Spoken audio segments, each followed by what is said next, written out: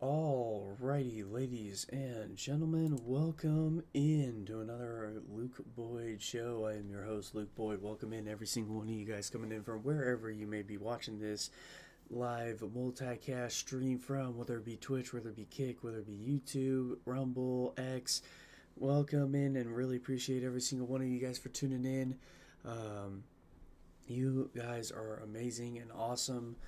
Um, yeah, that's pretty much all I really got to say for the beginning part of this. Um, but yeah, you guys are awesome.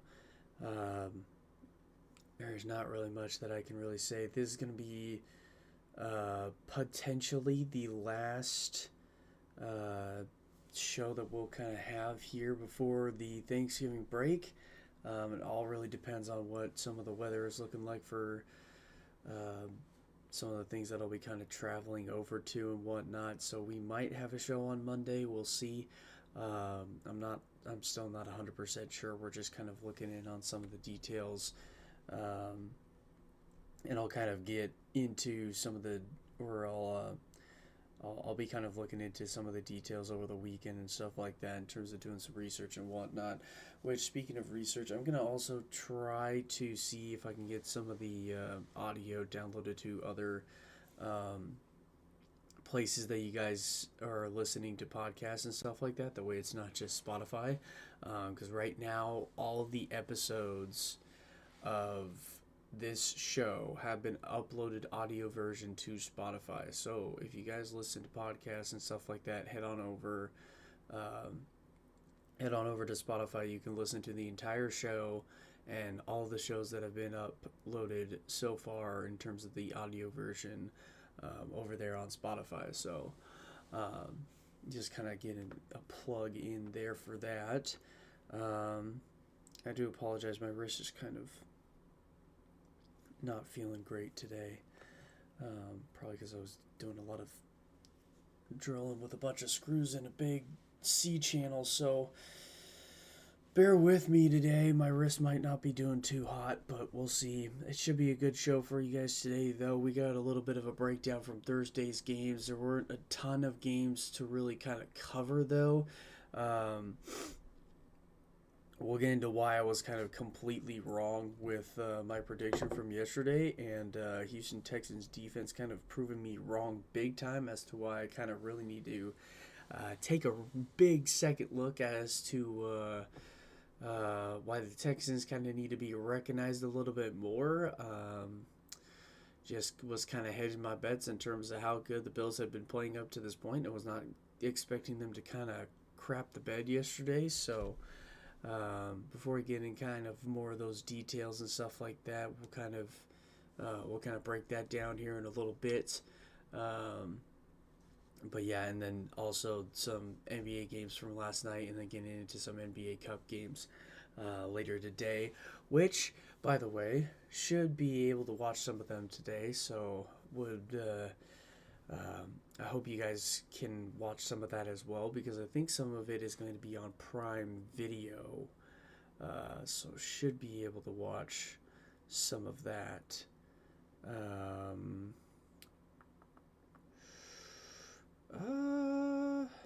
I don't know what else we're going to be able to do today. Yeah, I mean, and we're going to kind of break down some of the games coming into the weekend as well.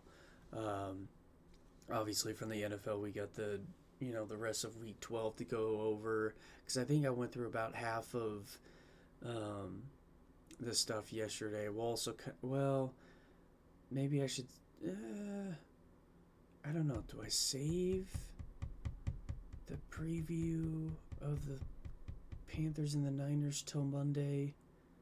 I guess we'll kind of play that by ear, I guess.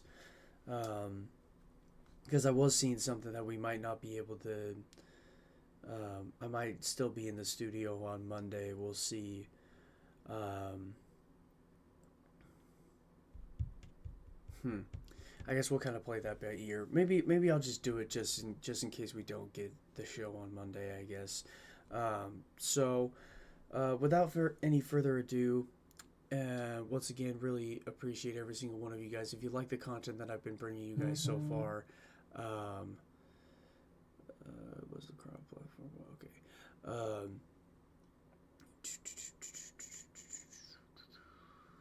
What was I thinking? Oh, yes. If you guys are liking the content that I'm bringing to you guys on basically a daily basis, or in terms of a weekday daily basis, don't hesitate to head on down to hit that follow button on whatever you may be watching this from, whether that be Rumble, Kick, Twitch, all that other wonderful stuff. Um, yeah, and then also hit that like button as well, or that subscribe button if you're on YouTube.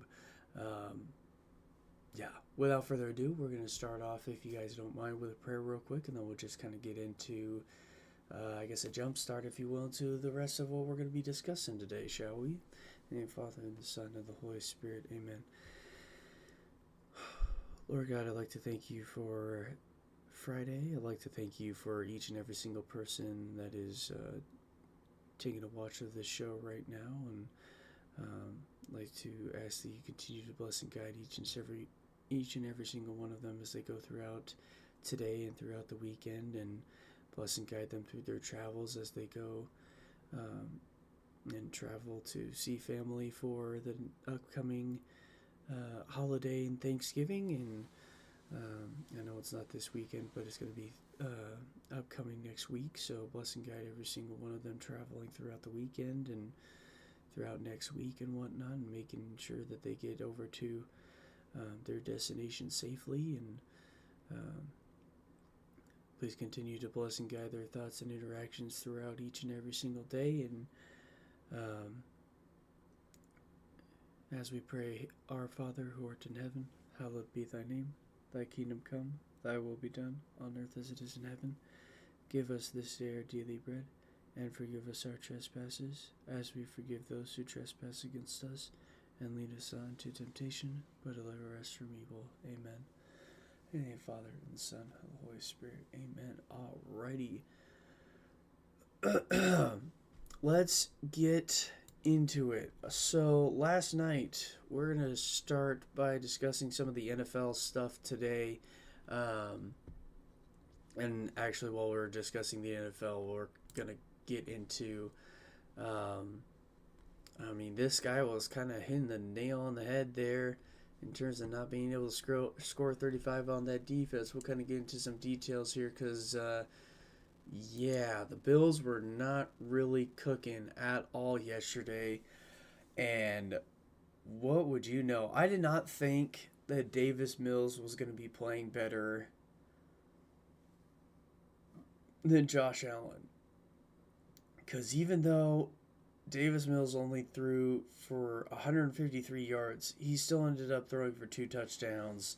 Because Davis Mills ended up going 16 of 30 for 153 yards and 2 touchdowns, as we kind of discussed a little, like literally 2 seconds ago. But also, like, I was not expecting, I heard somebody say this, I had to look at this to actually confirm this, but wow, he did get sacked actually 8 times for 70 yards. A career high for Josh Allen last night, which is insane. Absolutely insane.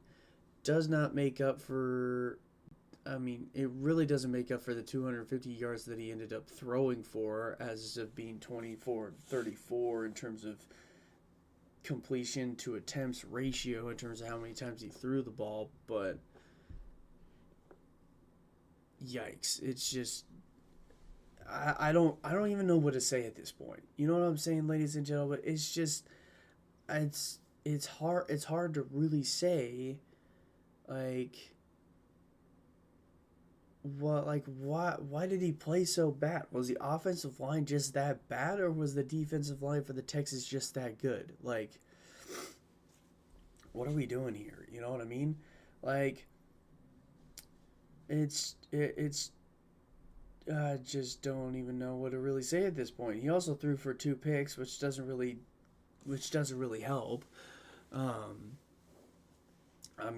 There's not really much that, how were they even able to score 19 points when Josh Allen only Like, he threw two interceptions and didn't throw for a touchdown. Like, how are they able to score 19 points? Granted, I didn't really see a ton of it last night, but, it was just one of those. You were able to score 19 points. If you had played better, how many more touchdowns would you have gotten? You know what I mean? Like, jeez. Um, Anyhow, James Cook ended up rushing for a touchdown at least, so at least that's a positive they could take from this game here. And their top receiver was Khalil Shakir, which, I mean, not that that really means much. I think they were also pretty deflated with their wide receiver group. If Shakir was really the only guy that got the catches for Josh Allen there, so we'll see what happens. But um, I think with that game last night, though, I think that kind of puts um, the Patriots in that division at least probably in the driver's seat, I think. Yeah, because I think there's like a couple, I think they're now like a couple of games behind, or at least 2.5 games behind right now, the Patriots. But I could be wrong. But also, the Texans are like right there in terms of being right in their own division in terms of trying to make a playoff spot as well.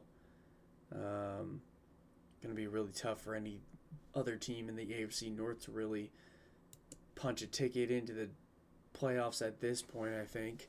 But never say never on those teams for sure. Um, ooh. Let's see. What else kind of jumps out at the box score here from the Texans and the Bills here? I mean, you got you got Christian Kirk and Jaden Higgins of the Texans that ended up getting reception touchdowns. We already kind of talked about James Cook getting a touchdown as well. Looks like Khalil Shakir ended up losing a fumble. That's not great in terms of fantasy points there. Kalen Bullock with 2 interceptions. How did you throw to the same person twice? What? What? I mean, it must have been like a spy or something and just somehow happened to be sitting in the right spot when the ball was thrown or something. Again, I didn't really see any highlights, so I have no idea, but I'm just kind of I'm just kind of guessing. You know what I mean? Because a lot of the defenses know that Josh Allen can't run the football. So, um, I mean, you would think that if you were a smart DC, you would make sure that no matter what kind of play that you're running in terms of zone or man, you would have a spy to go with that every single time, just so that you have somebody being like, hey, we're going to have everybody at receiver and tight end guarded, but also we're going to make sure that we have somebody on the quarterback too, just in case he scrambles. Like, I mean, they did a solid job, don't get it twisted, but I mean, even still, I mean, Texans had the upper hand in terms of first downs. Looks like there was a little bit of a higher efficiency from the Bills there. Um, there was a 4th and 27 that I saw from the Bills that was just absolutely insane. It's just, ugh. It was insane that the Bills were able to make a first down off of a 4th and 27. That's just nuts. That shouldn't happen for a defense though. I mean, granted, it was probably at a point where it didn't really matter anyway, but you know, that's still. And then also, total yards were in favor of the Bills, which is just wild to think of. And you have the time of possession in favor of the Bills, but when you have 3 turnovers in total, like, oh my word. Oh my word. Like, what are we doing? Oh, well, and actually, what is that? 4 points that separate. If you take off that defensive touchdown, Bills end up winning this game.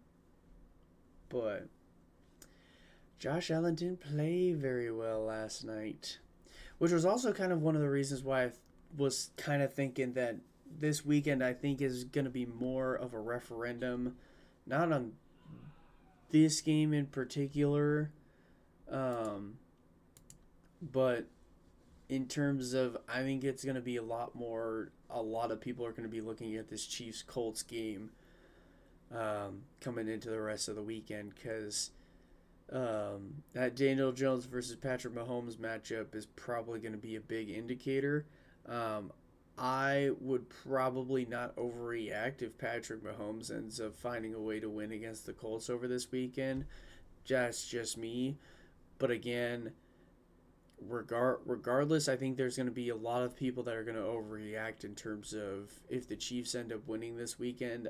I'd be willing to bet you that a lot of people are going to overreact and think that Patrick Mahomes is MVP. My personal opinion, regardless of what happens this weekend with the Chiefs, I wouldn't put Patrick Mahomes in the MVP spot. I just wouldn't. With the way that the team has been playing this season, I don't like even after this game, it would not make that much of a difference for me in terms of who's MVP at this point.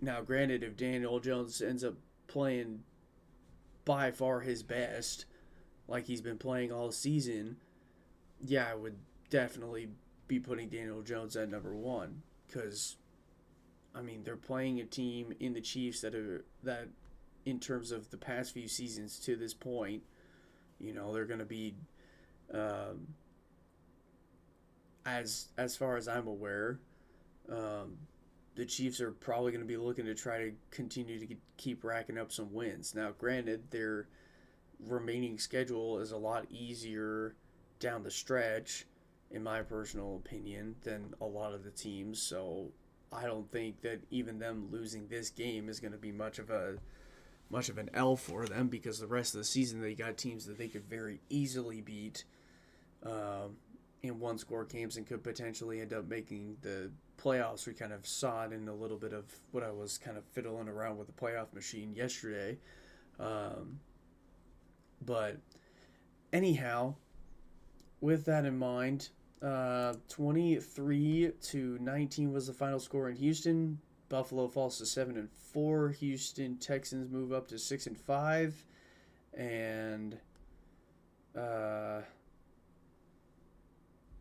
wow, an offensive pass interference. That's crazy on an interception. Um, but anyhow, both of these teams are both looking for playoffs here. Texans look like they're inching just a little bit closer to maybe finding themselves into a playoff spot. Um, Bills maybe working their way to be just shy of making a wild card spot. Who knows? Um, but at least when it comes to division winners right now, it looks like the Patriots are firmly in the driver's seat in their division there. Um, and then what else do we have for the Texans? Texans needed this win. They got the win. They're on a 3-game winning streak right now. And I think there's a couple of key teams that are heading into byes this week as well. Dolphins, Chargers, and Broncos for the AFC. So, never mind. I guess the other teams will all be playing this weekend. Oh, that's right, because the Jags are playing... Jags are playing somebody. Where are they? Oh, they're playing the Cardinals. That's right. I think they're not going to beat... I'd be hard-pressed to see whether or not the Jags end up actually winning that game or not. Not to say that they can't beat the Cardinals, but I don't know. That was one of those ones where who knows how well both those teams are going to play. I don't really know who's going to win that game. I just kind of took a bet and thought that the Cardinals were going to win that game, so we'll see. We'll kind of get a little bit more into a breakdown of that, I think, a little bit later, but we probably won't. Who knows? But anyhow, getting into the rest of the games coming into this weekend, we got this. If we kind of pick up where we left off from yesterday, with the Steelers and the Bears, this one's going to be kind of a big matchup in terms of an inter conference matchup, if you will. just because you got the Steelers from the AFC and the Bears from the NFC. Both teams are looking to try to win a game to continue to keep their playoff hopes alive and not look at a potential harder road ahead in terms of trying to make a playoff spot, if you will. Um,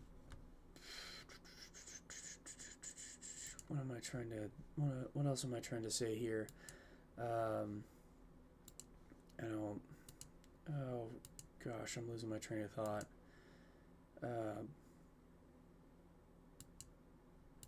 But anyhow, again, it's going to be I believe it's a Caleb Williams, Aaron Rodgers matchup. Both these defenses are looking pretty good as well, so don't get it twisted here. This one's going to be probably a solid matchup outside of the Chiefs and Colts game, and especially the Packers and Vikings as well. So keep an eye on this one to potentially be close all the way through, just because both these teams are definitely, as far as I'm aware, yeah, because the Steelers are looking to try to stay at top of their division while also, um, if they don't end up staying atop, they are trying to at least try to make a wild card spot for sure. Although with the way that that division is going, it's probably going to be only one team from that division make the playoffs, I would think, because with the rest of the divisions looking at where they're at, it's probably going to be two teams from the AFC East, two teams from the AFC West, which would mean that maybe one other division is probably going to get two teams to play in the playoffs, and that's probably going to be coming from the AFC South, probably. Just because as of right now, the AFC South is looking like they got a couple of teams that are fighting for that last wild card spot, if you will, along with the Baltimore Ravens as well. But don't be sleeping on anybody from that division. There's going to be some pretty solid matchups coming down the stretch. But we'll kind of get into those when we come back from that break. If not, we'll probably discuss it on Monday. But I don't really know if I'm even going to have much of a show on Monday, so we'll see. But anyhow, getting into a game that is probably not going to be much of a game at all in the Ravens and the Jets. The Jets kind of traded away a couple of key stars that, in my personal opinion, they probably shouldn't have done, but but at this point, I think they're saying they're just going to go full reboot mode, which at this point I don't completely blame them. They just haven't been playing well over the past few years, and this season is no exception to that. Just in terms of where they're sitting at standing wise, that's not what I meant to do. Let me just reopen up this stat line here. I mean, they're down in the bottom of their division. I think we were talking about this team earlier this week as a bottom 5 team in the entire NFL right now. It's just not looking great for the Jets as of this point of the season.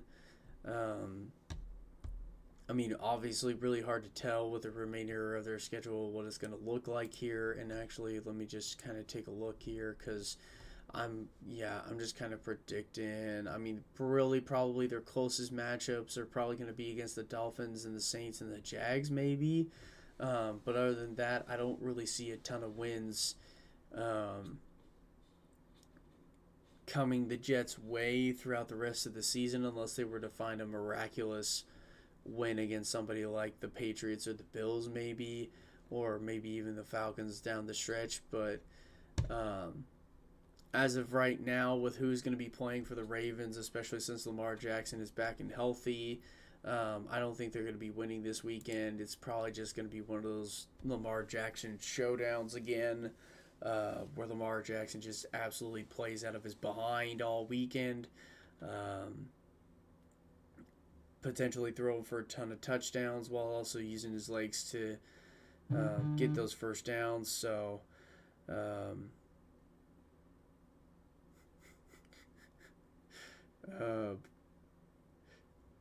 Sorry, I just got a text from a family chat that kind of made me chuckle. So, anyhow, um, but outside of that, I wouldn't be surprised if they were able to score more than 9 points because I mean they do have good players on the offensive side of the ball. I think I recall seeing. I thought I saw something where the Jets were not going to be playing Justin Fields and they were playing a backup quarterback. I thought maybe I missed something, but I thought they were. Did they drop? Yes. Okay, I did see that correctly because I saw a post on X earlier this week that they benched Justin Fields and moved to Tyrod Taylor, which makes me also believe that they're going complete rebuild mode at this point and said basically, okay, we're scrapping this season, we're moving into the next one, and they're basically saying Justin Fields is not our guy in terms of quarterback. So I'd be willing to bet you with the first pick in next year's draft, look to the New York Jets to draft a quarterback right out of the gate because they bench somebody in Justin Fields. Not to say that he's a good quarterback per se, but don't get it twisted either. But I mean, in terms of where they're sitting at right now, I'd be willing to bet you they're going to be looking to go quarterback, if not probably go like top wide receiver um, in the first pick of the draft because I don't think they have bad receivers per se. Maybe some insiders have a little bit more of a better opinion than I do on that. Um, but they're definitely probably going to be looking for a quarterback first round, depending on where they land in terms of like draft picks and stuff like that. Because I think where are they landing right now in terms of draft order? I don't I don't know how to look that up. You know what, actually let's go back to this. Let's go to league because right now, if the draft were to happen today, one, two, three, four, five. So the Jets would be at the fifth pick right now, roughly, or they would be in the they'd be in the second to three, four, five, six. They'd be in like the second to sixth spot, depending on how well they play throughout the rest of the season. So, I mean, when you take a look at this, they basically are in prime position to wherever they land come the draft day for next year. Um, they're going to be in prime position to probably get a good quarterback after this draft. Maybe not one that ends up fitting their scheme. Hopefully, one that ends up fitting their scheme. At least it'd be pretty smart for them to try to get a quarterback that fits their scheme. But I mean, who knows? Because I haven't even really taken a look at the prospects coming out of the college football realm either. So we'll see what happens. But if the Jets are smart, they'll probably go for a very high quarterback, if not a very high quarterback that also fits their scheme as well.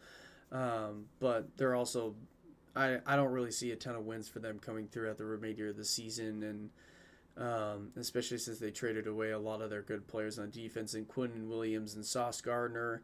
It just is not going to be. It's not going to be a good look coming down the last few games for the Jets here. Let's see. Let's see. Jags and Cardinals. This one's going to be kind of a slugfest, if you will. You got Jacoby Brissett going up against Trevor Lawrence in this matchup. It's going to be in Arizona and Glendale, which that stadium's pretty good. It's a really good stadium. It's also domed as well, so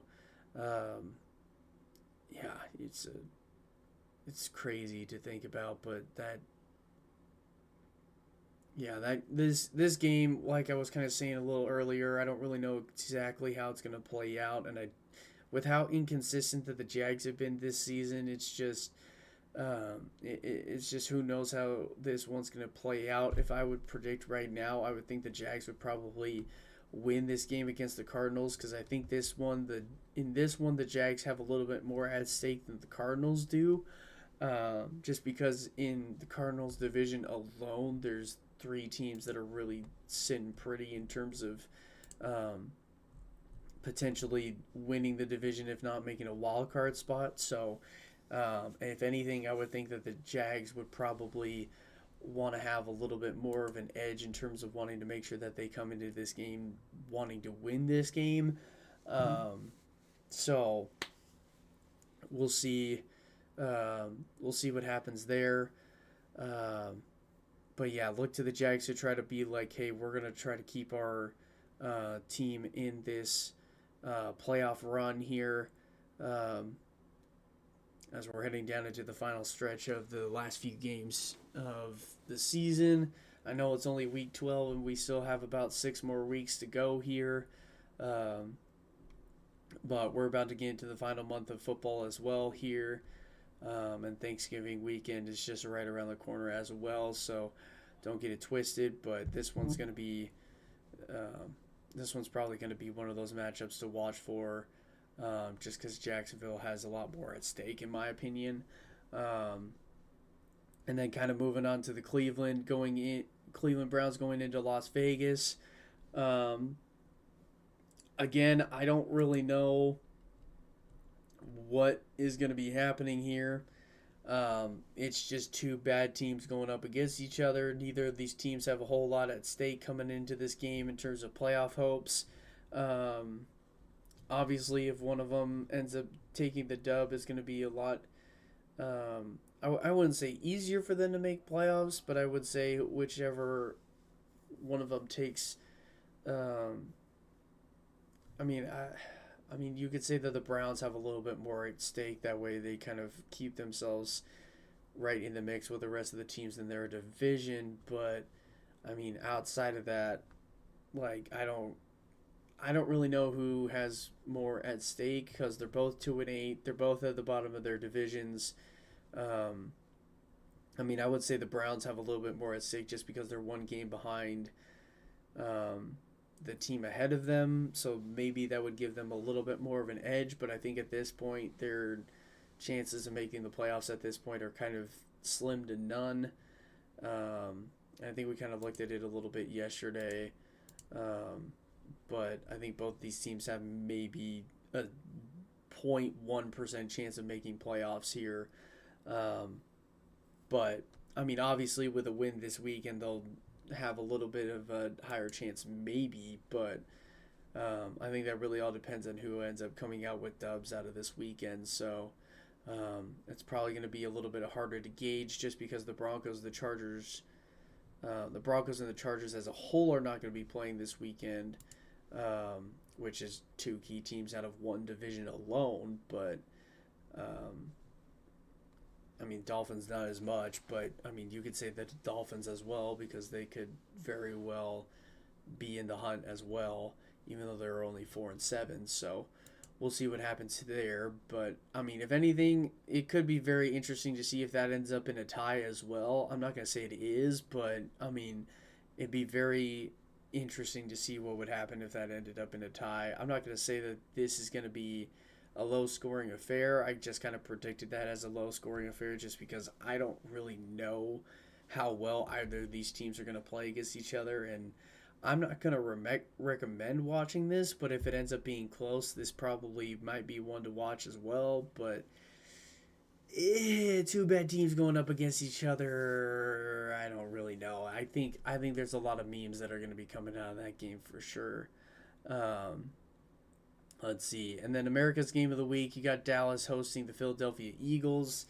I I don't know. I think last weekend with the Cowboys playing as well as they did against the Raiders was like nothing against the Cowboys and Dak Prescott or anything like that. But like I,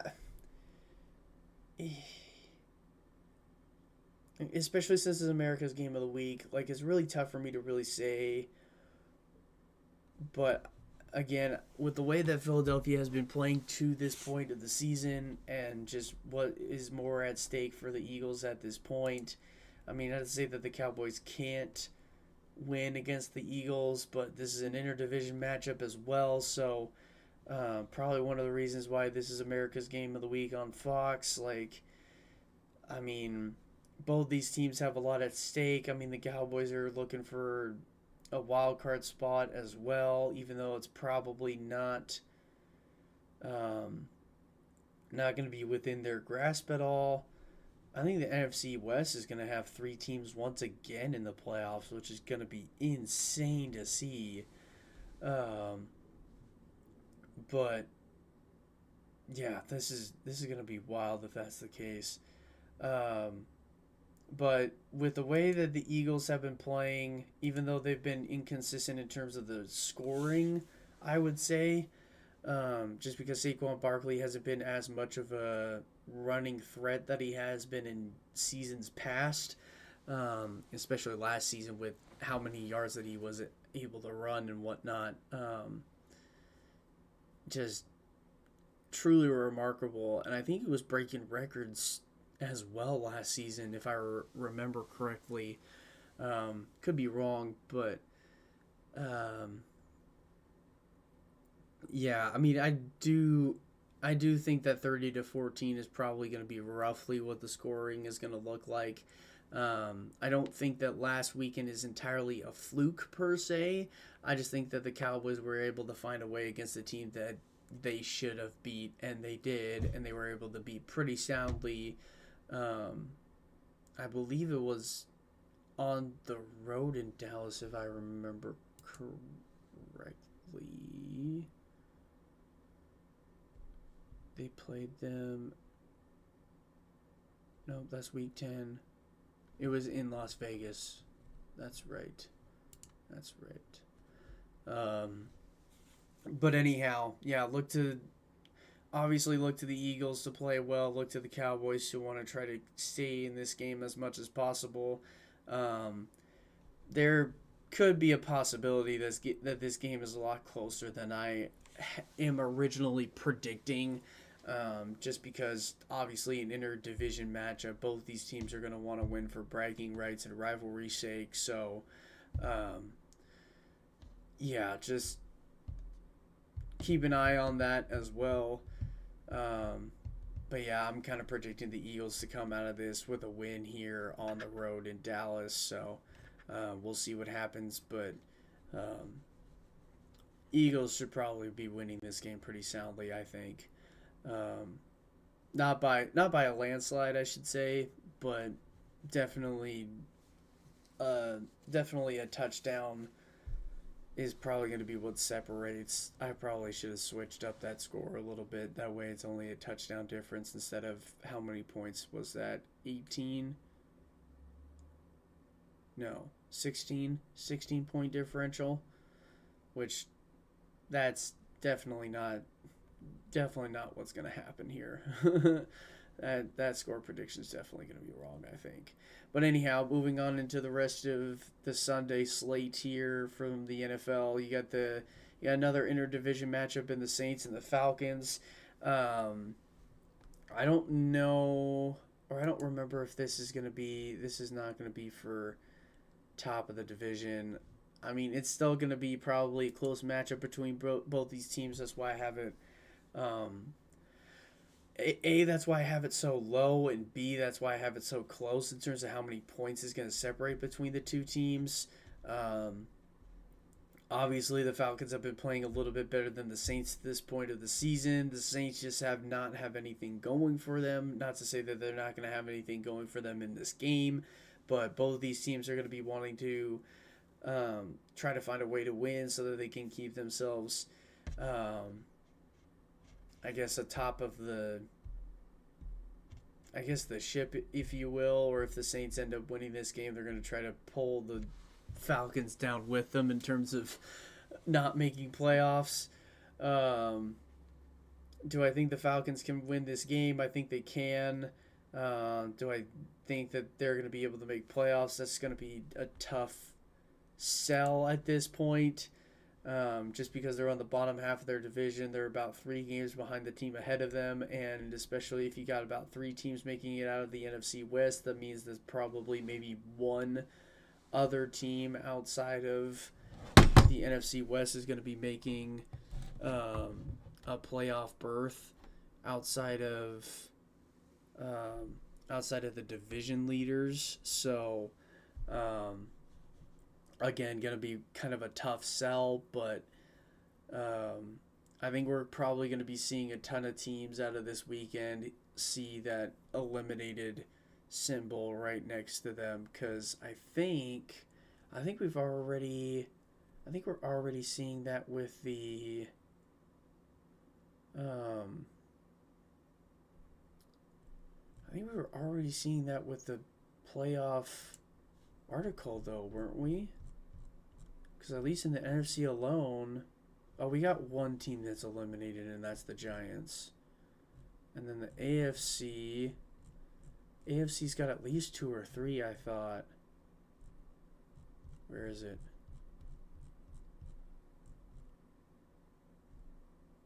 What? Where is it? Did I miss it? Oh, the thing didn't load. Oh, that's kind of dumb. That's kind of dumb. What the heck? Oh, there we go. Just had to refresh the page. Okay, yeah, so 3 teams are already done. In the Browns, the Jets, and the Titans. So, okay. Okay. I figured that that was going to be the case. Anyhow, but yeah, that just kind of goes to show you right now in terms of where we're at. And actually, let me just kind of go back to that real quick in terms of where the Saints and the Falcons are.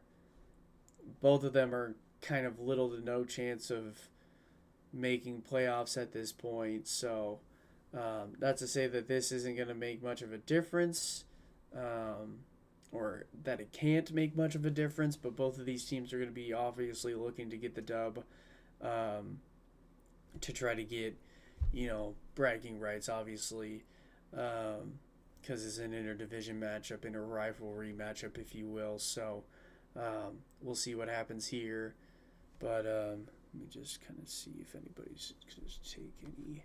But anyhow, getting into Sunday Night Football with the Rams hosting the Bucks. This one's gonna be a really good one to watch because you got 2 basically division leaders. If I'm remembering this correctly, yes, you got 2 division leaders going up against each other. If any of these teams have a close record at the end of the season, this is gonna be a difference maker. Oh no, I didn't mean to do that. Oh, give me my TikTok back. Nope, stop it. Stop it. Go here. Do do do do do do. Um, yeah, both of these in terms of whether or not one team wins or loses here. If both of these teams end up having a close record down the stretch in terms of the last few games of the season. This is going to be a key matchup to look for in terms of who's going to get that head-to-head tiebreaker win. So look to this one to stay close all the way through. This one's probably going to be, would I say this is going to be an overtime victory? I would say probably. Because I think both, I believe it's Baker Mayfield and, because Jared Goff is on the Lions. You got I think it's Matt Stafford. Um, yes, it's Matt Stafford for the Rams here, in terms of the quarterback matchup here. So it's going to be a big matchup here. But yeah, look to I would think that there's a lot more at stake for the Bucks than there is for the Rams. Obviously, I would think that the Rams would want to try to stay on top of their division as well here to try to, you know, wanting to get the win, if you will. Um, excuse me. My goodness. Um, but in terms of how many points are going to be scored, this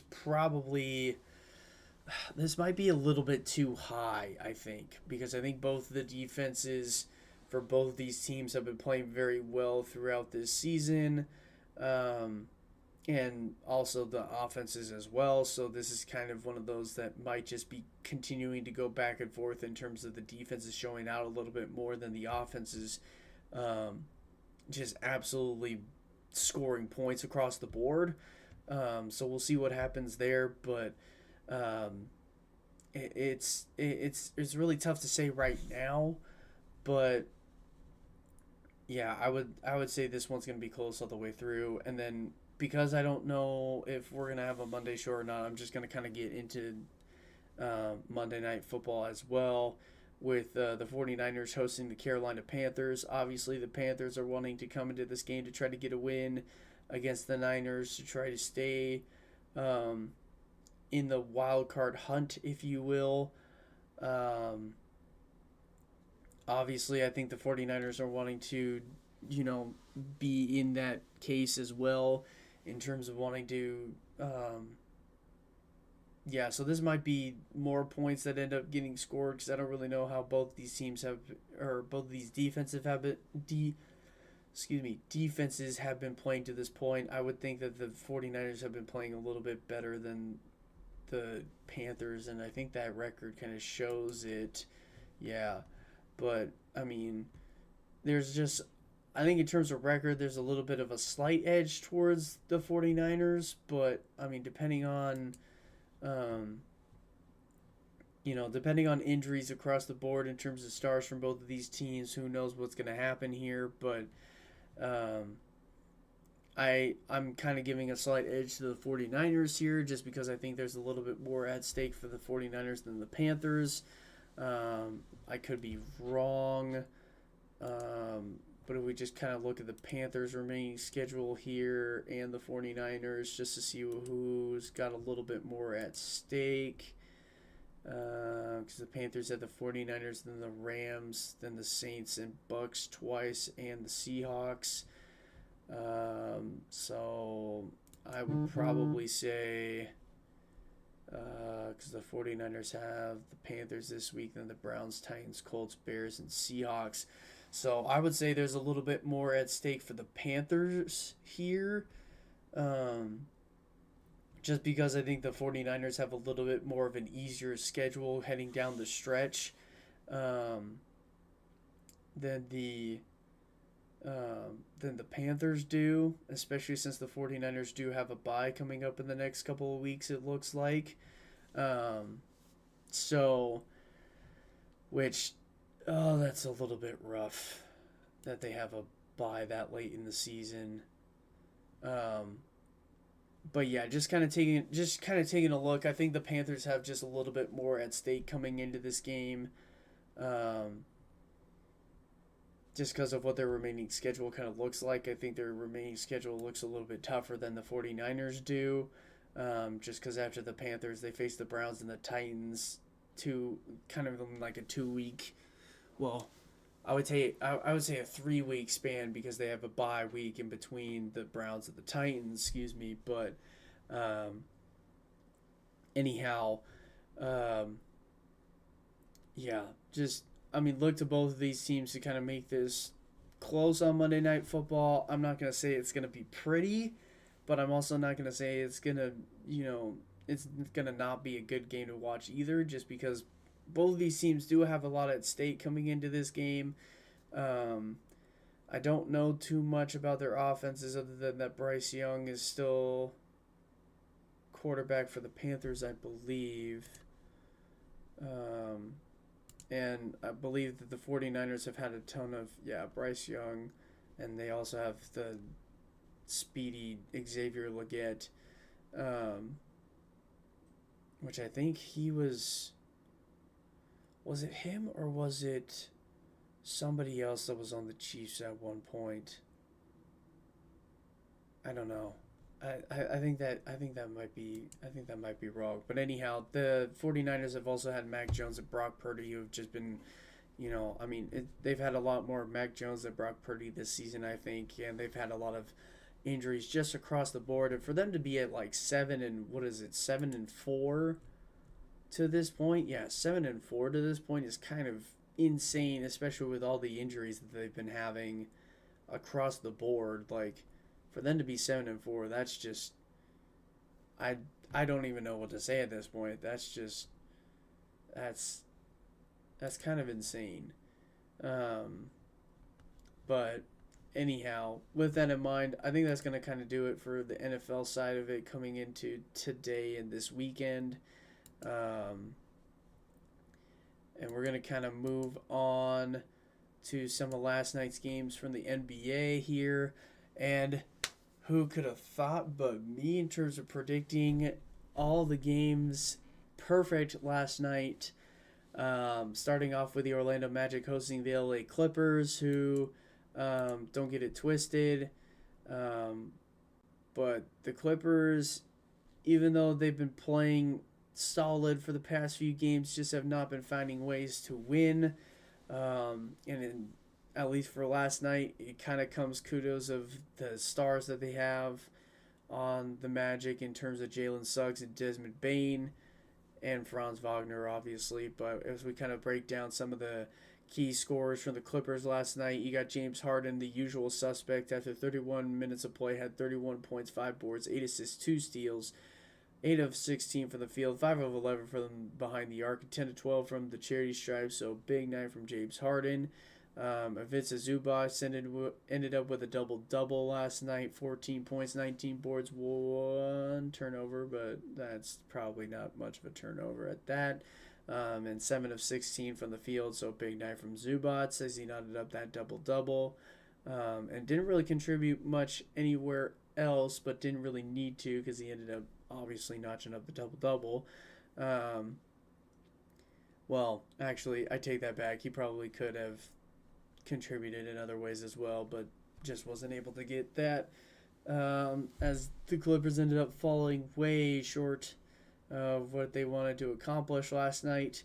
Not really a key scorer coming out the bench for the Clippers, and only Ivica Zubac and James Harden in double figures for the starting crew from the Clippers. So obviously tough to win on the road, but they just were not having anything click. In terms of any big runs to kind of keep this game close at all. Key scores coming out of the Orlando Magic. I was kind of discussing this a little bit ago, but Jalen Suggs had 23 points, 3 boards, 7 assists, 2 steals, 2 blocks, 8 of 5 from the field, 5 of 9 from behind the arc, 2 of 2 from the charity stripe. So big night from Suggs. And then also Franz Wagner was also a key scorer as well, posting up 20 points, 6 boards, 3 assists, 1 steal. 10 of 12 from the charity stripe was his best accuracy part of the night there. Didn't make any three-pointers, but also didn't really have a high accuracy night from the field as well. But still a pretty good 20-point night from Franz Wagner. And then also Tristan da Silva also had himself a night with 17 points, 8 boards, 1 assist. And probably better accuracy night from 3-point land as he went 3 of 6, but other than that, not really a solid accuracy night from him as well. But I mean, still ended up knotting up 17 points and helping them get the dub in Orlando. Yeah, that key scorer coming off the bench for the Magic ended up being Anthony Black, who ended up with 12 points, 4 boards, 4 assists, 4 steals. 4 of 9 from the field, 1 of 3 from behind the arc, and 3 of 4 from the charity stripe. So, huge night from Black as well. As the Magic end up getting the dub and completely outscore the Clippers in the second half, 68 to, 52? In the second half, as 129 to 101 is the final score in Orlando. Magic move up to 9-7. Clippers fall to 4-11. And let me just kind of move over to this real quick to just kind of be like, hey, this is kind of proof that, I'm not kind of talking out of my booty hole right now. So, um, anyhow, we're just kind of, breaking down the rest of the what happened last night. So let's see, we already talked about this one. So Memphis Grizzlies hosting the Sacramento Kings. I think this one was kind of as expected, just because you got a lot of guys for the Kings that, in their prime, this would probably be a very, very good lineup right now. I think a lot of them are way too. I'm not going to say old per se, but I think they're a little bit past their prime in terms of why I think the Sacramento Kings just haven't been finding ways to win. Not that I don't think that they can't turn this around, but just by the looks of how the beginning parts of the season have been going for the Sacramento Kings, this is probably going to be a referendum what's going to happen for the rest of the season for the Kings in terms of them falling short to probably a lot of teams, unless Russell Westbrook can find a way to come back to prime Russell Westbrook in terms of finding ways to getting triple doubles on a nightly basis. But I mean, with it, if I know how old he is, I mean, he is 37, so it's really, really tough to say because I don't know. I don't know how well the Kings are going to be playing throughout the rest of the season. But once again, as we kind of take a look at how well that they have been playing so far this season, it's kind of a referendum on what potentially is going to be happening with, how well the Kings are going to be playing throughout the rest of this season. So who knows what will happen here, but I'm really hoping that Russell Westbrook can kind of find a spark, if you will, and continue. I mean, he did have one night where he ended up with a triple double at one point. I can't remember which game it was off the top of my head, but a couple of games back he ended up with a triple double, which was really nice to see. But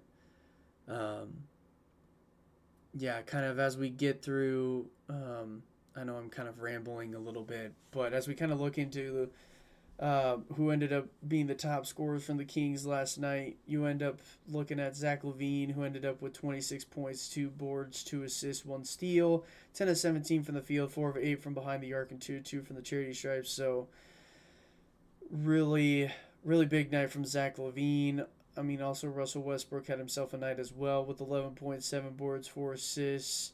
Nothing for the defensive stat line. And just not a very good accuracy night for Westbrook, which kind of seemed to be a factor in terms of whether or not they ended up winning or losing this game. And then Maxi Renaud, is that how you say his last name? He ended up with 12 points, 3 boards, 1 assist, 1 block, 6 of 8 from the field. So pretty good accuracy night from Maxime. I think that's how you say his first name anyway. But anyhow, we kind of look at the Memphis Grizzlies in terms of their top scores from last night. Almost all their starters in double figures last night, whereas with the Kings, they only had a couple of guys in double figures. From the starting lineup, they had a couple of guys on the bench with double figures, but that's kind of the same with the Grizzlies as well, so not much of a difference there.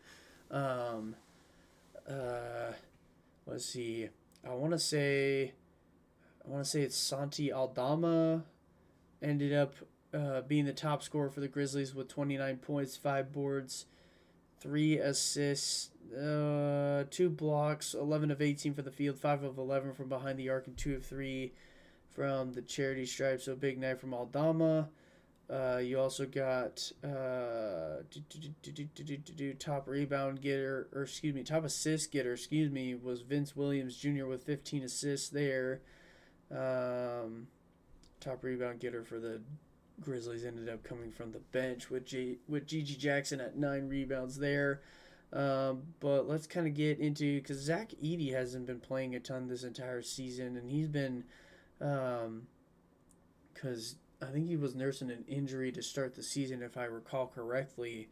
But it's good to see him back. He ended the night with 16 points, 4 boards, 2 steals, 7 of 7 from the field, and 1 of 1 from behind the arc, and 1 of 1 from the charity stripe. So huge night from Zach Edey. I don't know if this was his debut or not, but whether or not it was, I mean, it was still a very good night from him as he went just 100% from everywhere from um, wherever he was shooting from. So good job from Zach Edey.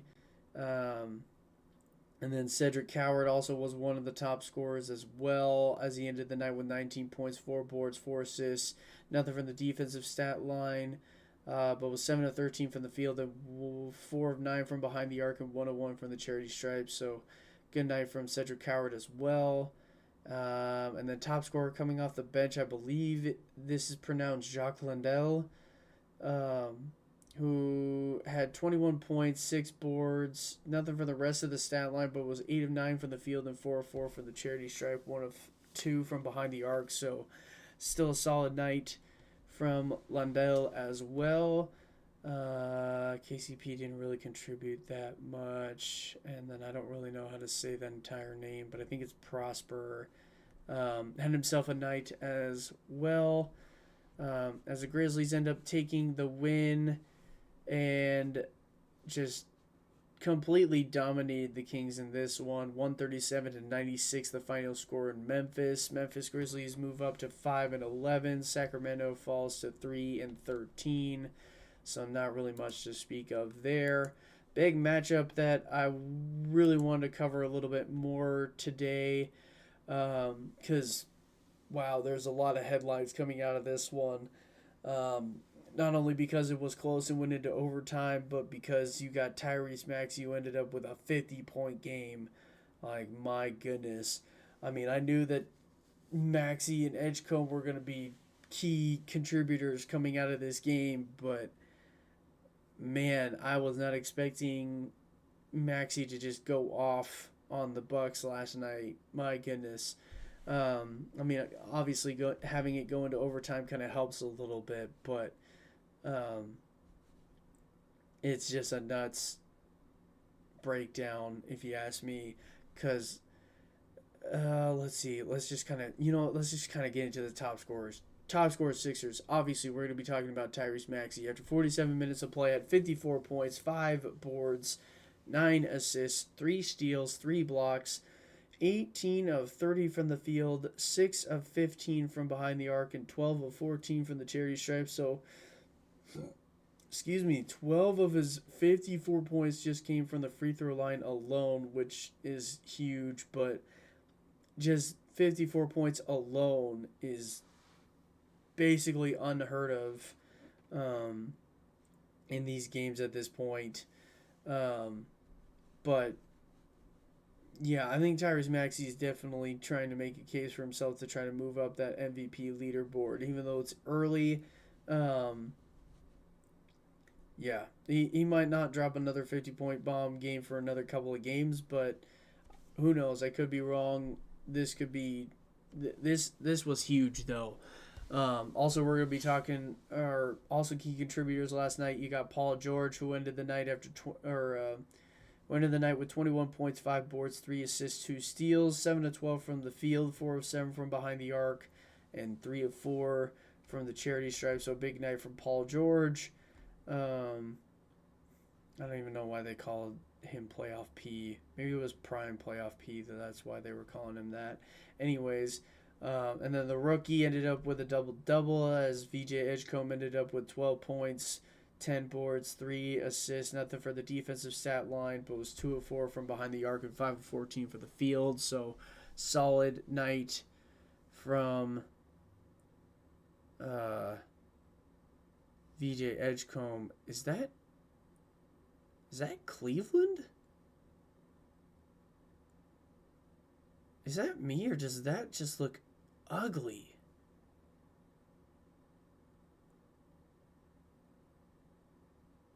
That's just kind of, that's kind of a weird That's kind of a weird color on the court there. And I don't know, maybe the uniforms are a little bit more fire than I'm kind of suggesting, but I mean, also I'm just kind of a little bit distracted from the highlight in the right corner there. But anyhow, key um, contributor coming off the bench for the 76ers ended up being Quentin Grimes, who ended the night with 14 points, 4 boards, 4 assists. Nothing for the defense's stat line, but was 4 of 12 from the field, 3 of 9 from behind the arc, and 3 of 4 from the charity stripe. So big night from Grimes as well, especially since he was coming off the bench. So um, that's really hard to do. Um, not that it's not possible, but I mean, if you have high minutes and you're coming off the bench, then um, yeah, that's kind of tough. Um, wow, he did end up fouling out of that game last night. That's crazy. I think I did see a little bit of this game because Andre Drummond ended up having to sit in the fourth quarter with like 5 fouls at like 8.5 minutes left or something like that in the fourth. Um, but anyhow, we look at the key contributors from the Bucks without Giannis Antetokounmpo last night. You got Ryan Rollins, who ended up with a double double, as well as Miles Turner ended up with a double double. Ryan Rollins ended up with 32.6 boards, 14 assists, one steal, 13 of 26 from the field, 2 of 8 from behind the arc, and 4 of 4 from the charity stripe. So solid double double night from Ryan Rollins. Miles Turner also with a double double as he ended up with 14 points, 10 boards, 1 assist. Nothing from the defense's stat line, but was 5 of 13 for the field, 3 of 9 from behind the arc, and 1 of 2 from the charity stripe. So solid night from him as he knotted up a double double. Bobby Portis had 19 points. Kyle Kuzma had 17 points. Um, so almost all the starters for the Bucks ended up in double figures. Um, but that's kind of crazy how, I mean, if one star ends up going completely off, it's going to be tough for the other team to kind of match up with that. Um, and, kind of, I guess, win the day for your team, if you will. Um, and then key contributor coming off the bench for the Bucks ended up being Gary Trent Jr., who ended the night with 11 points, 2 assists, 1 steal, 4 of 10 from the field, and 3 of 7 from behind the arc. So a big night from Gary Trent Jr. as well, as he was kind of contributing coming off the bench here. And this was the first of a 4-game season series. In terms of they'll be seeing the Bucks, or excuse me, the Bucks will be seeing the Sixers another 2 more times, or excuse me, another 3 more times. 1 more time in Fiserv, and 2 more times in Philadelphia to cap off the rest of the season series there. So the Sixers end up getting the series lead here as they win 123 to 114 in Milwaukee. Bucks fall to 8-8, and the Sixers move up to 9-6. As I think it looks like the Bucks have played maybe 1 or 2 more games more than the Sixers have to this point. So, excuse me.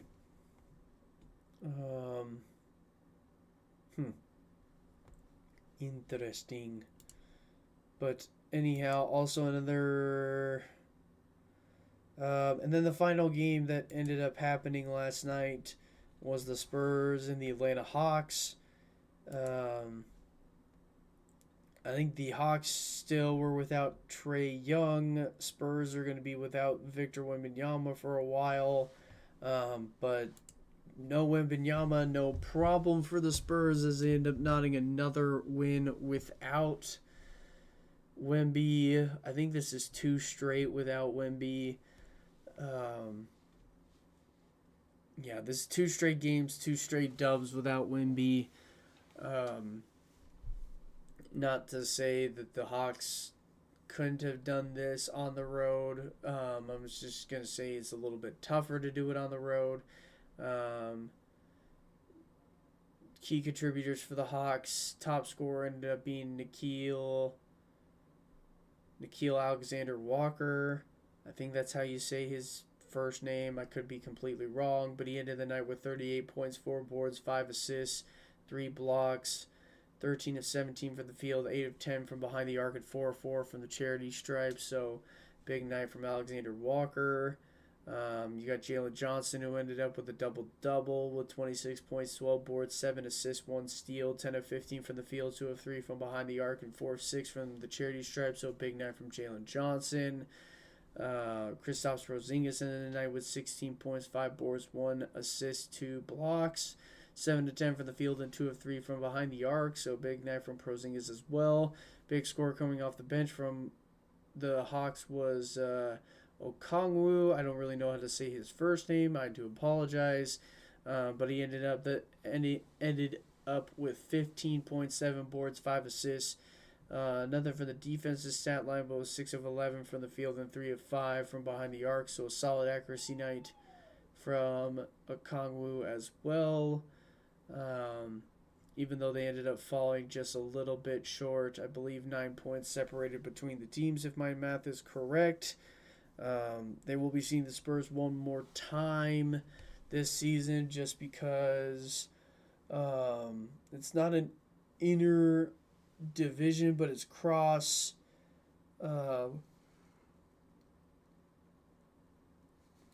it's a cross conference matchup, if you will. So they'll be seeing the Spurs one more time at home. The Hawks will, and some key contributors from the Spurs last night ended up being De'Aaron Fox, who almost knotted up a double-double, but ended the night with 26 points, 5 boards, 9 assists, 3 steals, 9 of 16 from the field, and 2 of 4 from behind the arc, and 6 of 10 from the charity stripe. So big night from De'Aaron Fox. You also got Julian Champagne, who ended up having 20 points, 4 boards, 5 assists, 1 block, 7 of 13 from the field, 5 of 10 from behind the arc, and 1 of 1 from the charity stripe. So big night from Julian Champagne. And then also, we already talked about De'Aaron Fox. Big score coming off the bench, actually, from the Spurs ended up being Keldon Johnson, who after 32 minutes of play had 25.7 boards, 2 assists, 1 steal, was 9 of 12 from the field and 3 of 5 from behind the arc and 4 of 5 from the charity stripe. So solid night from Keldon Johnson coming off the bench. So that's a huge boost for the Spurs. They had to get some other guys in double figures from somewhere. So, because Luke Cornett, even though he didn't contribute as much in terms of points, he was able to contribute in other ways. But even still, a huge victory at home against the Hawks here, as the Spurs end up winning this game 135 to 126, and also moving up to 11-4 in the records here, and then the Hawks fall to 9-7, as that kind of wraps up the recap from last night's games, and we kind of move into the previews from tonight's NBA Cup lineups in terms of the in-season matchups between all of these teams, as they're all looking to potentially... I actually have not really been paying too much attention in terms of the NBA Cup standings. I do apologize. Let me just kind of open this up real quick. So let's see here. We got the Cavs. Let's see. So we got the Cavs facing the Pacers, which as of right now, that is going to be a key matchup for the Cavs to try to win this one here, just because that would keep them, I would think, in the driver's seat to make a appearance in the Cup bracket, I think, because I think it's the top it's obviously the top teams, but also I think the next team down. I think what does the format look like? Let me just take a look. NBA Cup bracket 2025. Let's take a look at the images real quick. No, that's the play-in tournament. That's playoffs. These are group stages. Oh, come on. Stop being all blurry and shit. That's stupid. This is all just play-in tournaments. I don't want to see the play-in tournaments. I want to see the NBA Cup brackets. Like, how is this that hard? Like, what the heck? What the heck? Oh, here we go. Nope, I take that back. That didn't help either because it's all grainy and whatnot. Like, what the bleep are we talking about? Okay. Yeah. Wait, was this one we were already looking at? Yes, it was. Oy. I'm kind of... Wow. Alright, cool. I wonder if I could maybe find an article or something that ends up making this a little bit easier. Anyhow, what...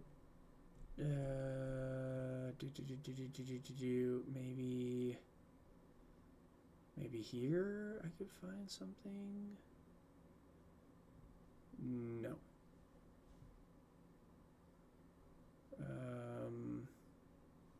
Cool. Alright, so there's not really much to see here, I guess, then. But as we're kind of looking into the rest of the lineup for tonight, you got Cleveland hosting the Pacers. Should be a good one, especially since it's going to be on Prime Video. But with the way that the Pacers have been playing to this point of the season, I would think that they would want to come into this game trying to make a statement, if you will, but also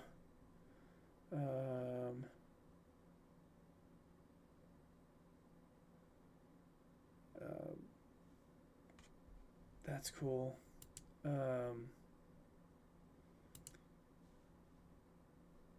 Anyhow, I'll take a look at the rest of that later. But anyhow, Cleveland hosting the Pacers. Should be a good one in Cleveland.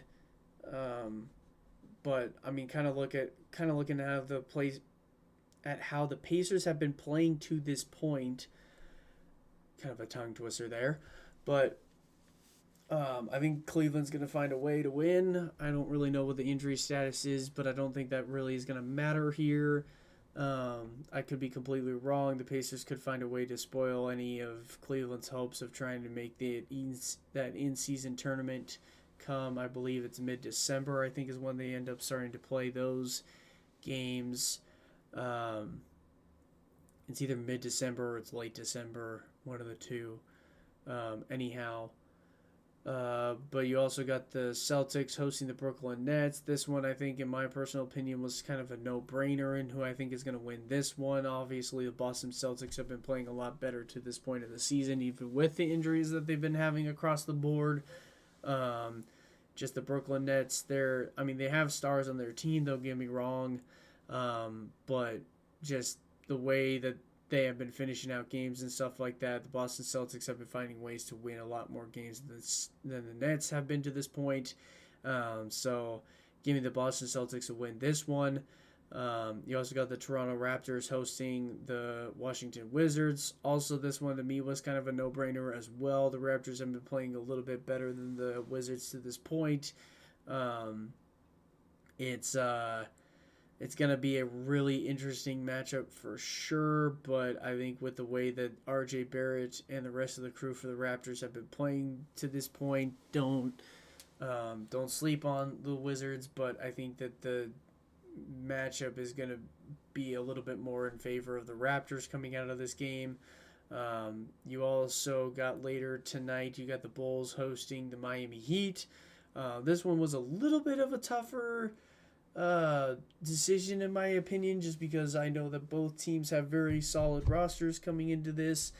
But I'm not going to be sleeping on the Heat at all, just because the Bulls have had a rough, have had a hit a little bit of a rough patch, a little bit. But I don't think that this is going to be anything short of a easy victory for the Heat. I think this one is going to be also one to watch in terms of one that isn't going to be on a nationalized television, just because it's going to be a good matchup between the Heat and the Bulls here, because they have great starts from both teams. I'm not entirely sure that Bam Adebayo is going to be playing tonight, but if he is, look to the Heat to try to keep this a close game. If not, have the Heat try to run away with a victory here, especially since it's kind of for more than just bragging rights, if you will. This is also more than just a key matchup in terms of play-in. This is also a key matchup in terms of where they're sitting at in the standings right now, because obviously the Toronto Raptors are looking to stay close to the top of the Eastern Conference right now, along with the Heat trying to keep their spot atop of the Eastern or in the top 5 of the Eastern Conference as well. So look to both these teams to try to play well and want to try to make a spot in the final playoff bracket, or excuse me, not playoff bracket, but the in-season tournament as well. So yeah, look to that game to be very interesting. Dallas host. Next up, we got Dallas hosting the New Orleans Pelicans. Without Zion Williamson still, if I remember correctly, I don't know if he's back or not. I'm pretty sure he's still out. But regardless, I think Dallas is going to try to find a way to win this one at home. I think they still have plenty of stars in the game for the Mavericks, to where this is going to be a much tougher matchup for the Pelicans to try to win. I still think that both teams have what it takes to win games, but yeah, it's gonna be a tough one to really see who comes out on top. But I think the Dallas Mavericks have what it takes to get out on top here. Also, moving into the later stages of the night, a tip-off ends up being at 6 with this next game. We got the Phoenix Suns hosting the Minnesota Timberwolves. Obviously, both these teams are going to have good stars coming into this one. I would say probably look to the Suns to win this one, because I think there's a lot more stars that we can kind of mention off the top of my head here that, at least for the start of this season, have been trying to find ways to win for their team. I mean, Anthony Edwards has been out for a little bit, which is why the Timberwolves haven't been doing too well to start. But with him being in this game, look to this one to also be close between the Suns and the Timberwolves.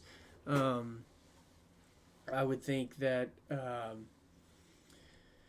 Let's see. I don't think that Grayson Allen and Devin Booker are going to be going away from this game quietly, though, which is why I think there's going to be a little bit more of an edge with the Suns wanting to win this game at home, especially. But don't sleep on the Timberwolves to be wanting to make this game close. You got and then at 6:30, which is the second game of the doubleheader on Prime Video here, you got the Rockets hosting the Denver Nuggets. Granted, don't sleep on the Nuggets, or the Nuggets and the Rockets, excuse me, but more so the Rockets than the Nuggets. I think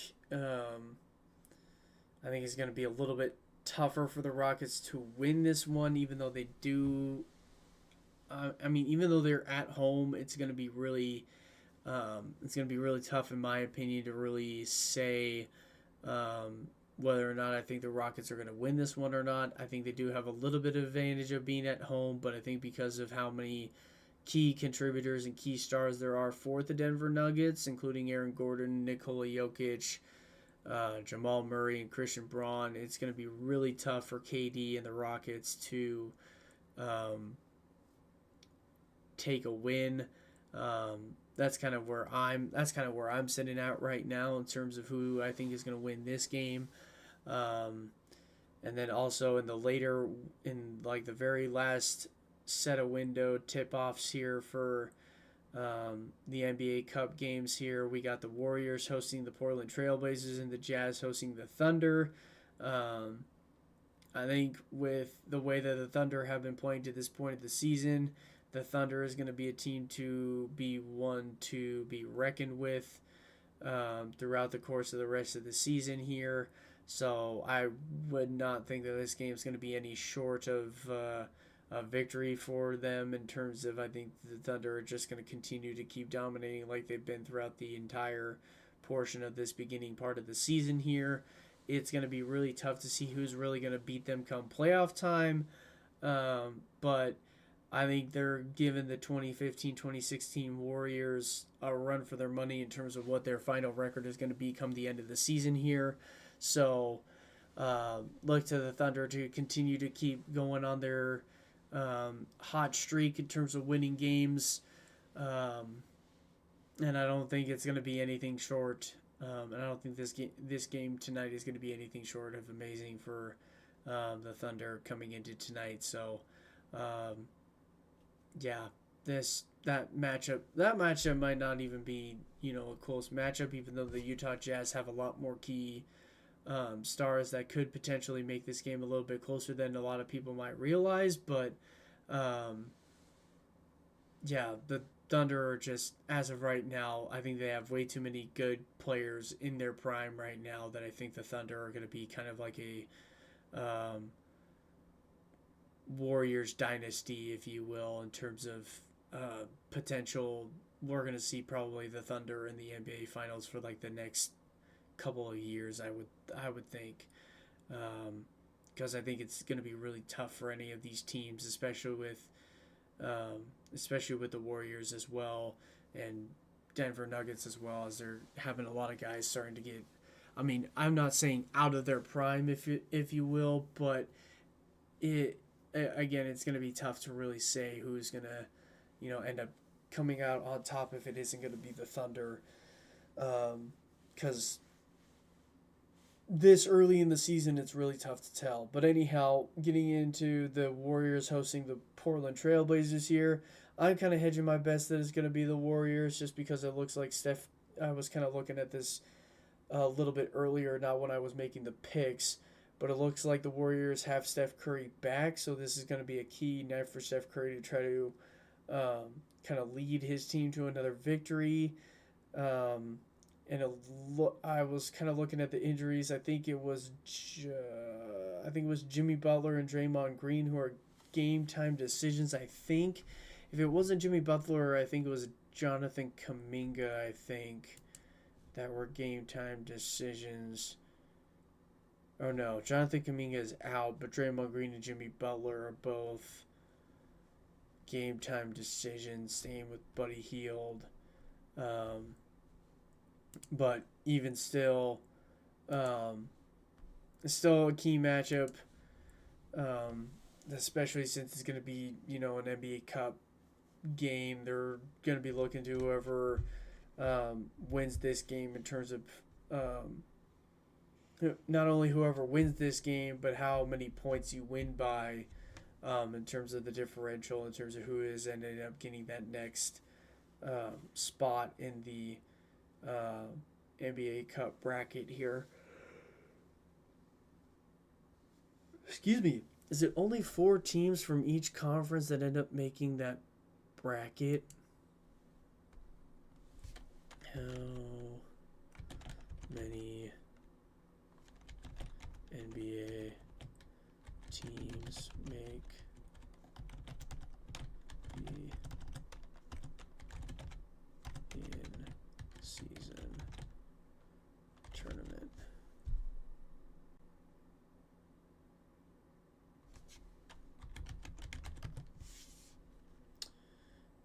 8 teams, 4 from each conference. Okay, so that would mean that.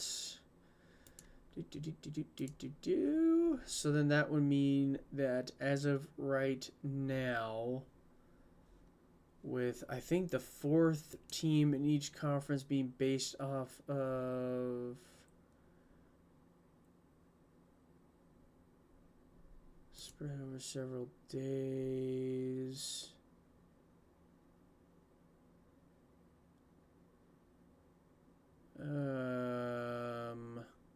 I want to say the 4th spot is based off of point differential. Is that correct? So if coming into tonight, the teams that would be in the final play-in tournament bracket, you'd be looking at the Bucks, the Pistons, the Raptors, and based off a point differential, it would be the Cleveland Cavaliers at this point. For the Eastern Conference, and then for the Western Conference, you got the Timberwolves, the Lakers, the Nuggets, and then outside of the Nuggets, you got top point differential in the Oklahoma City Thunder, who would end up getting that 4th and final spot in the Western Conference in terms of a play-in, or not the play-in, but the in-season tournament from the Western Conference, which would actually mean, I think, that it would probably be the Thunder facing the Timberwolves and then the Lakers facing the Nuggets to start the in-season tournament, I would think. But I think they have this week, they have next week, I think they have one more week after that before they actually play the tournament, right? Maybe. Oh, you know what? There's the article that I've been looking for.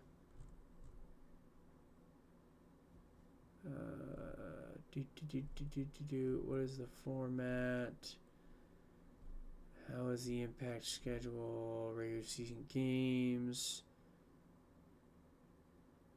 For this season, yes. Next season, semifinals, like the quarterfinals, will be played at home sites. Having teams go to Sin City for a week hasn't gone the way the league initially believed that it would.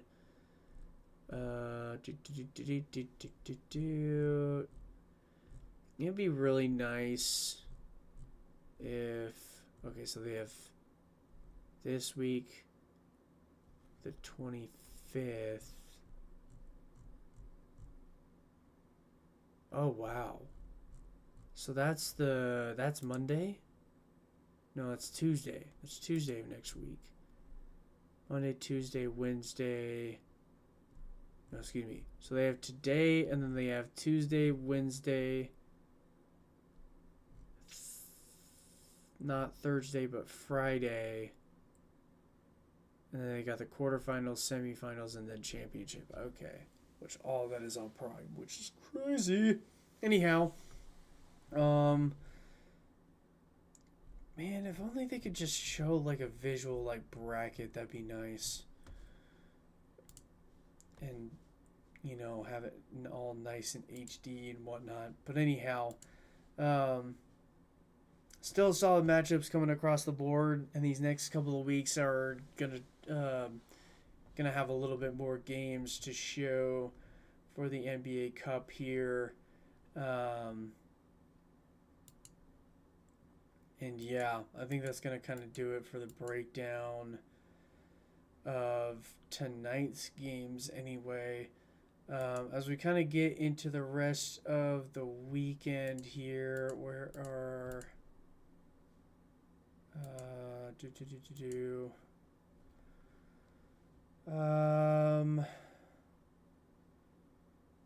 I don't really have any other key matchups, I don't really think, coming into the rest of this weekend. But with the timing of where we're at and all, I think everything that I think I've covered everything that I've wanted to cover to this point. Anything you guys want me to discuss here? Anything in chat that you guys are dying to ask me to this point? Um, let's see. Um,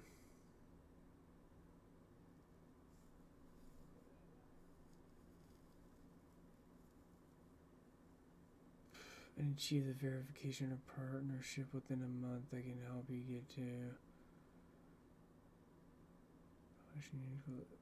Feel free to contact me on Discord. I don't. I mean, I don't know how much of what you're saying is true there, James Peter. Um, but I mean, I'll take a look and see what you got for me. Um, but I don't really know what you mean by all that. Plus, there's probably a lot of people that are just saying some stuff on Kick. So, because there was a lot of people that are moving to Kick from what I've been hearing. So, because Twitch has had a lot of weird. I guess TwitchCon didn't really go as well as a lot of people that were streamers on Twitch had imagined. But that's kind of a thing for a different day because I don't really know all the details of what went down. I've just been kind of hearing it as of word of mouth. So, but anyhow, um, once again, this is being multicasted. I really do appreciate every single one of you guys for tuning in. I'm not gonna say everything's all said and done yet, but I mean, I'm kind of waiting to see if any of you guys have anything in the chats at all. Because I kind of covered everything that I wanted to cover. Um, but if you guys don't have anything for me, um, I think that's gonna do it. What do you guys think of the overlays? Any of you guys like it? Don't like it? What do you guys think? I don't know. I don't know what else I need to say. Oh, once again, if you guys like the content that I'm bringing you guys on a weekly or daily, weekday on a weekday basis, outside of next week because I won't be in the studio for most of next week, if not all of next week. Just because Monday I don't really know if I'm gonna really be 100% out of the studio or not. I'm not gonna try to prioritize doing the show on Monday, um, just because I'll be doing some other stuff in terms of some other research to try to prepare for heading back into my hometown, which I would recommend everybody be doing as well. So I'm not going to try to have this take away from all the plans and the travels that you guys are doing. So, yeah, I, I don't think I'm going to be doing a show on Monday. So if anything, the next show, if I don't do one on Monday, which I'm pretty much hedging my bets that I won't, next show is going to be December 1st, in terms of the next time that I will be live and doing a show. So this one's going to be a massive show that's probably going to take a little bit longer, and might actually make me, pop into a live a little bit sooner, just so I can give myself a little bit more time to try to cover everything that I want to cover. Um, but um, either that or we'll try to adjust it a little bit to where it's just strictly the last um, weekend stuff. But do keep an eye on all the socials and stuff like that because I'll still be able to, continue to be doing productions or predictions on a daily basis for at least the NBA schedule. And then also, prediction should be getting predictions and results coming out for the NFL as well. Um, but anyhow, um, I'm just trying to see because I don't know. Yeah, because again, I'm pretty sure I'm not going to be doing one on Monday. Um, but if I am, it's because I'm going to be still in the studio. Um, but outside of that, I'm probably not going to do a show on Monday. But if you guys have anything for me, um, in terms of what you want me to discuss, or if you guys are, have any tips or anything like that, please don't hesitate to let me know in the comments right now. I'll try to see what you guys um, have in mind and stuff like that, and any ideas that you have for this show in terms of what you need or what you want to see from me or what you want me to change or anything like that. I'll try to keep an open mind here because obviously I have, you know, like kind of a set plan every single day of what I've been trying to do and stuff like that. Sometimes it works out. Sometimes I end up covering a little bit more than I want to cover. Sometimes I don't cover enough. So, um, also I ended up, covering all of that I wanted to cover in like an hour and a half basically. So, um, I don't know. What do you guys think? What do you guys think? Do you guys like what's happening so far? Do you guys not like what's happening so far? Um, I don't know.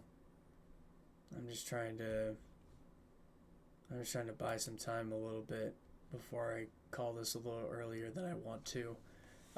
Also, if you guys are listening to like the audio versions on Spotify and stuff like that, I'll be trying to over the little bit of a break that I have. I'm going to try to do a little bit of research to try to see if I can try downloading the audio to other places that you guys are listening to your guys' podcast through.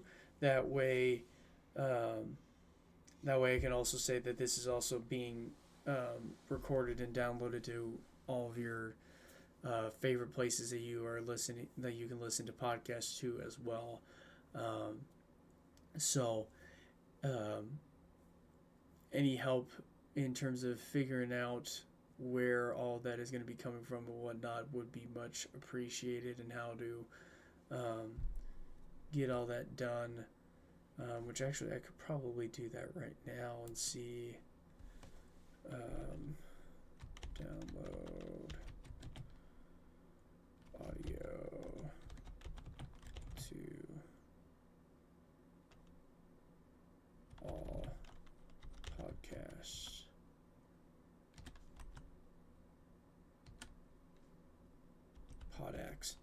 Podcast platforms.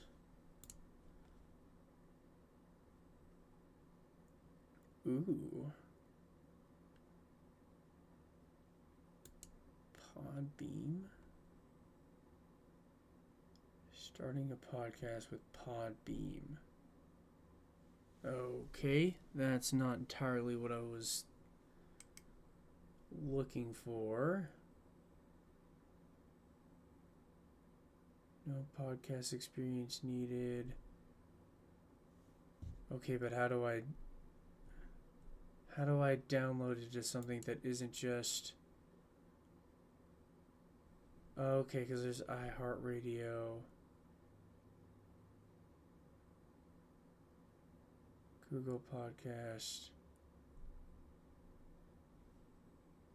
Use a podcast hosting service. Record and edit your podcast audio, then export it as a file. Upload this audio to a podcast hosting service such as... Oh, okay. And then the hosting service will generate a resource feed from your... Okay. Audio once into the... Okay. Okay.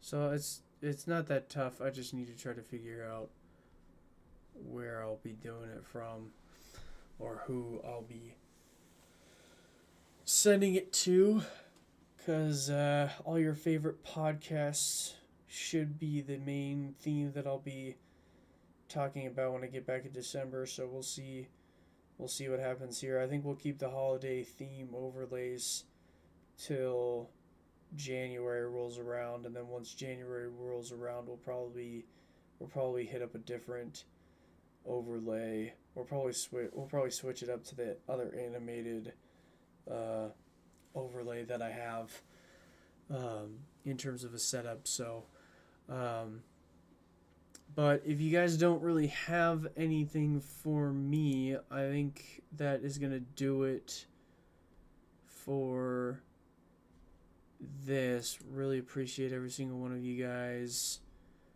for tuning in. I'm gonna try to I'm gonna kind of cut this off. I hope you guys all have a wonderful Thanksgiving weekend. I hope you guys celebrated very well with your family and your loved ones. I really do appreciate every single one of you guys for tuning in and listening in, and also all the feedback that I've been getting from all of you guys. You guys are awesome, especially to those of you guys that are really close to me that are giving me some feedback and whatnot. I kind of changed up a little bit of some of the overlays and stuff like that, and I think I've been getting through this a little bit better than I had been when I first started. So, yeah, those of you guys that have been helping me out along the way, and those of you guys that have been supporting me along the way, you guys are awesome. But yeah, again, if you guys have been liking the content and whatnot and want to continue to see more, don't hesitate to head down and hit that like button on the video that you're watching right now. Hit the subscribe button, and if you really like what's happening and want to see more of it and whatnot, don't hesitate to share this with anyone and everyone that you know. Just because this one's going to stay up for, as far as I know, for the foreseeable future, unless something changes. I'll try to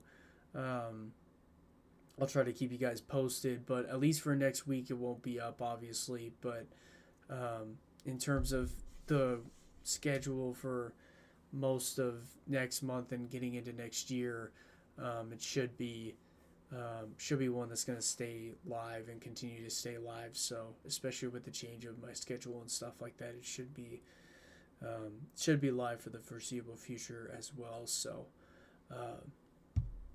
but again, I'll try to keep you guys posted if it does change. So, yeah, with that, I'm gonna send you guys off on your Thanksgiving week and Thanksgiving weekend with a little bit of a prayer, if you will. So, you guys don't mind joining me real quick, I'll just kind of do this and send you guys off on your Thanksgiving weekend. I hope you guys all enjoy it. And, yeah, in the name of the Father, and the Son, and the Holy Spirit, amen. Lord God, once again, I want to thank you for another beautiful day. I'd like to thank you for giving each and every single one of us another opportunity to be a blessing to many and a hero to some. And I'd like to ask the intercession of the Blessed Virgin Mary as we head into this weekend and as we go through our week in terms of trying to travel to see family for Thanksgiving week and the Thanksgiving weekend. Would really like to bless and guide all of our travels along the way, and would again like to ask for the intercession of the Blessed Virgin Mary as we pray. Hail Mary, full of grace, the Lord is with thee. Blessed art thou among women, and blessed is the fruit of thy womb, Jesus.